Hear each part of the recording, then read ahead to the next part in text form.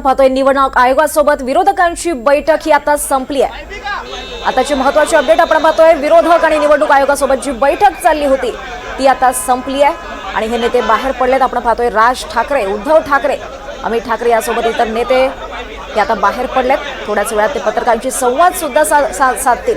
संयुक्त पत्रकार परिषद सुद्धा होणार आहे। नेमकं या बैठकीत काय घडलं, काय चर्चा झाली याची मांडणी ते पत्रकारांसमोर करतील। विरोधक आणि निवडणूक आयोगांची बैठक संपली आहे। या बैठकीत महाविकास आघाडीच्या शिष्टमंडळाकडून प्रश्नांची सरबत्ती निवडणूक आयोगावर करण्यात आली।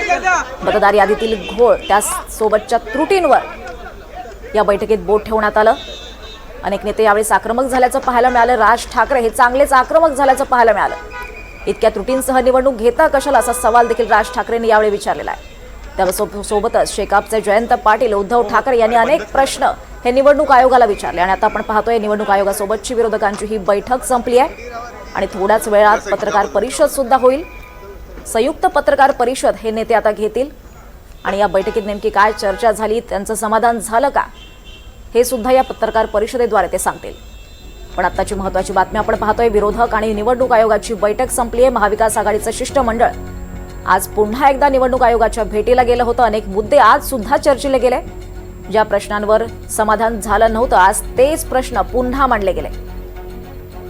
प्रश्नांची सरबत्ती विरोधकांकडून करण्यात आली। राज ठाकरेंनी आयोगाला अनेक प्रश्न विचारले। राजकीय पक्षांना शेवटची मतदार यादी का दाखवत नाहीत, मतदार नोंदणी बंद करून लपवाछपवी कशासाठी, असे अनेक प्रश्न राज ठाकरेंनी यावेळी निवडणूक आयोगाला विचारले। आणि ही महत्त्वाची बैठक आता संपली आणि थोड्याच वेळात पत्रकार परिषद सुद्धा होईल।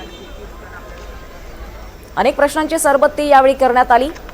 सर्व राजकीय पक्षांचे एकमत होईपर्यंत निवडणूक घेऊ नका अशी मोठी मागणी राज ठाकरेंनी यावेळी या बैठकीत केली आहे। आणि हे नेते आता बाहेर पडलेत आणि थोड्याच वेळात पत्रकार परिषद सुद्धा होईल।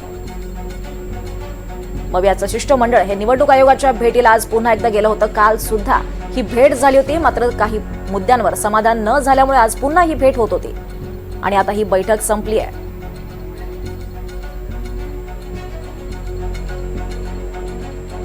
तर 5 वर्ष निवडणूक घेतली नाही असं राज ठाकरेंनी म्हटलेलं आहे। अजून 6 महिने निवडणूक घेऊ नका असं सुद्धा राज ठाकरेंनी यावेळी मागणी केली। आताची महत्त्वाची अपडेट आपण पाहतोय, 5 वर्ष निवडणूक घेतली नाही तर अजून 6 महिने निवडणूक घेऊ नका असं राज ठाकरेंनी म्हटलेलं आहे। आक्रमक भूमिका हे महाविकास आघाडीचे नेते घेताना पाहायला मिळतात। मनसेचे नेते राज ठाकरेंनी सुद्धा महाविकास आघाडीसोबत या शिष्टमंडळात जाऊन अनेक मुद्दे या बैठकीत मांडले आणि आता आपण पाहतोय अजून 6 महिने निवडणूक घेऊ नका असं राज ठाकरेंनी म्हटलेलं आहे। आता यावर निवडणूक आयोग काय उत्तर देतं, काय म्हणतं हे सुद्धा पाहावं लागणार आहे। दरम्यान आपण पाहतोय अजून 6 महिने निवडणुका घेऊ नका असं राज ठाकरेंनी म्हटलंय।